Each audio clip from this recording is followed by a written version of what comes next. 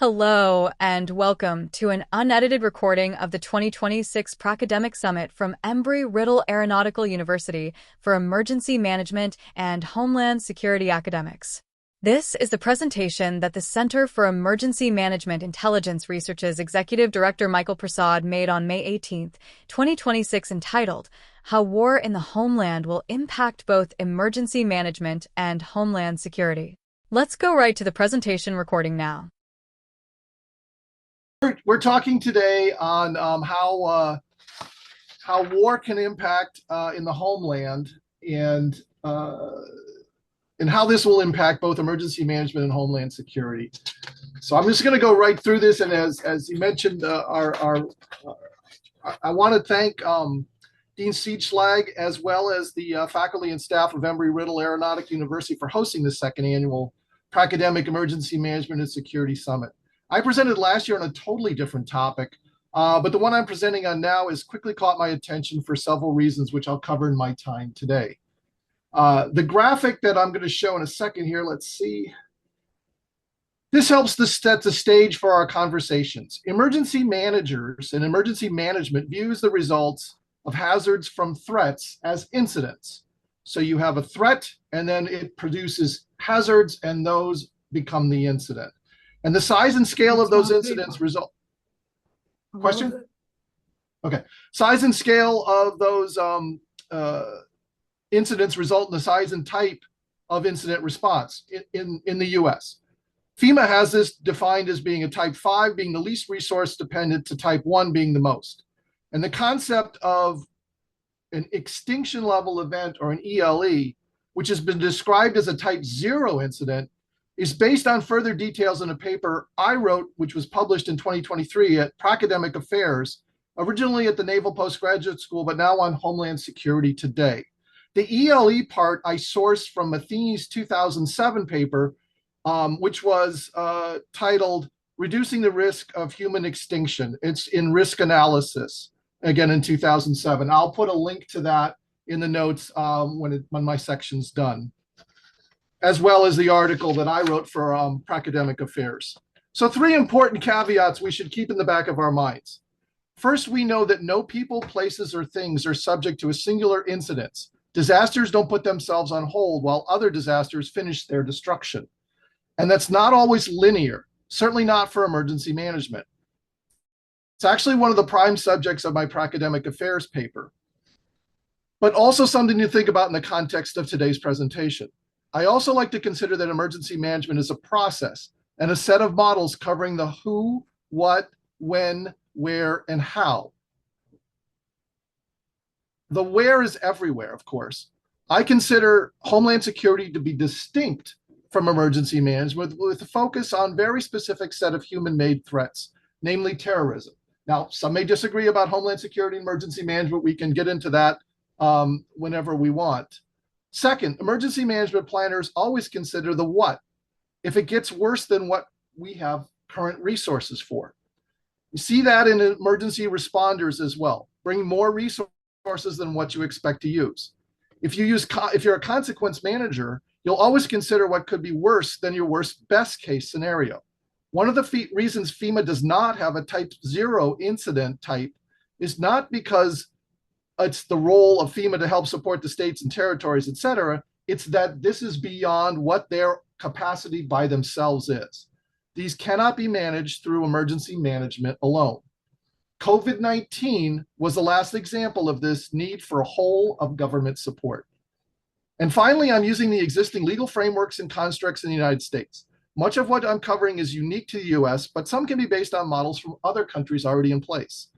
And none of this presentation is based on the current international armed conflict in the Middle East. It's in fact based on planning from at least 2024, derived from the war between Russia and Ukraine, and the what if NATO were to be brought into that fight, and thus the US as well, based on our treaty agreements with those European nations. What would happen if China were to attack Taiwan?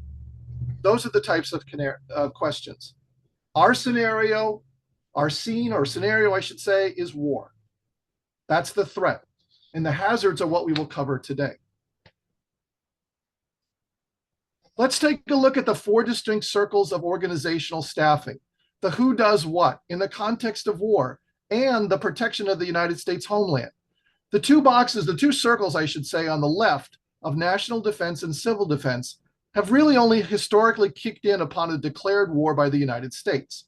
There is one major exception for national defense resources, which I will cover today. The two on the right, emergency management and homeland security, occur and exist in our homeland all the time, both in peacetime and will exist in wartime. There was no official homeland security group in the last declared war, which was World War II.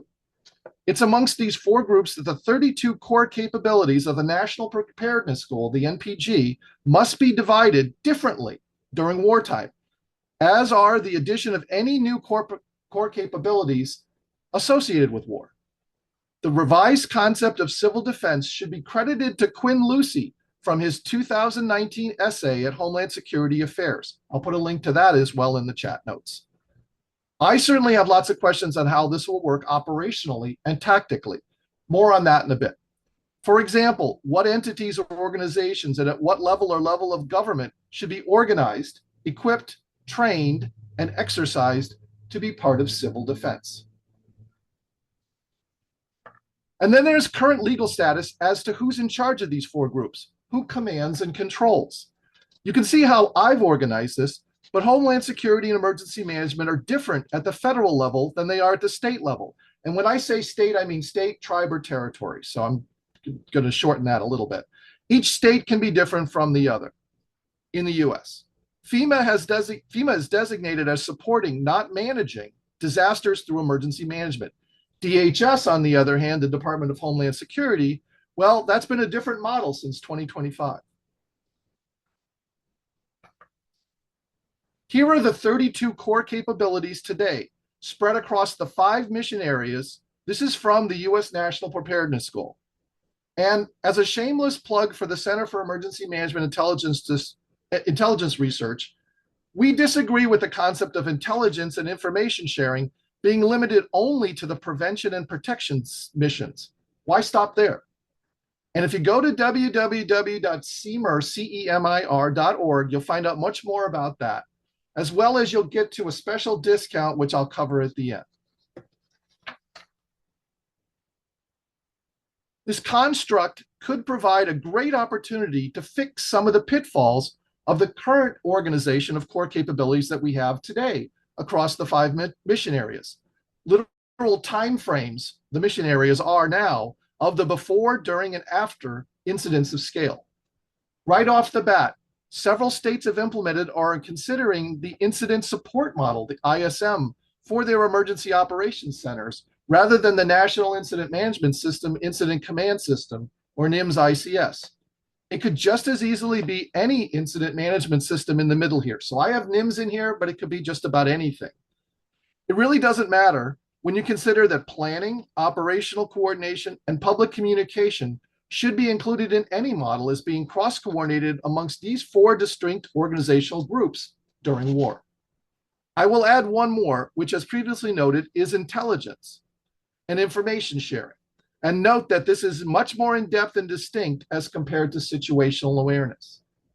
And by the way, this is just response capability. Doesn't cover the specifics for recovery or mitigation or any other type of activities, just the core capabilities focused on response.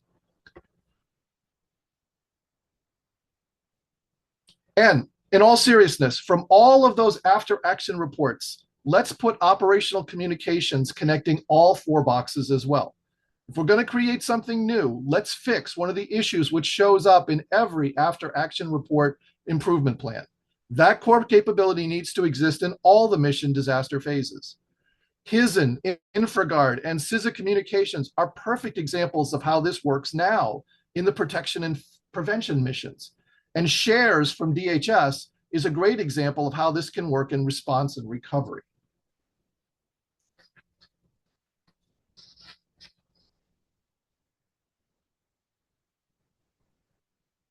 And here's how I've organized the current 32 core capabilities, how they could actually be distributed across the 4 organizational groups during wartime in protection of the homeland. This is what we are researching and delving into more detail over at the CEMIR now. And you'll see the same graphic more than once, but in different colors. For example, critical transportation and infrastructure systems may need to be duplicated. One version for the military needs and one version for the civilian ones. And all of you are welcome to join in on the discussion and advocacy efforts that we're doing as well. The idea here is that there are two new players in domestic homeland security and public safety in an all hazards, all threats concept during war. In peacetime, national defense can and historically played a role already. This is a slide from my HDIAC webinar, and I'll put that link in as well too. And by the way, this works both ways. The private sector provides much needed intelligence on emergency support functions, or ESFs, many of which Title 10 and 30 troops can benefit from. And the safety of all responders is also the responsibility of our Emergency Management's Unified Command. There can be challenges if intelligence is not curated and shared. Civilian non-response role drones, for example, were impacting military helicopters in rescue missions in Kirk County, Texas in July of last year. On the other hand, Healthcare Ready, it's a non-governmental organization which provides intelligence on public health impacts across U.S. disasters. Things like status of dialysis centers and pharmacies in the impacted areas, impacts to the healthcare supply chain, such as the Baxter Intravenous Solution Plant shutdown during 2024's Hurricane Helene, those all impacted military units as well. So there was intelligence, as I said, from the private sector working its way to support the U.S. military as well, as part of this defense support to civilian authorities. So far, all we've done is separate the existing 32 core capabilities amongst 4 groups instead of 3. Now let's talk about the reverse of DISCA, the defense support to civilian authorities, in something called Civilian Support to Military Operation, or CISMO.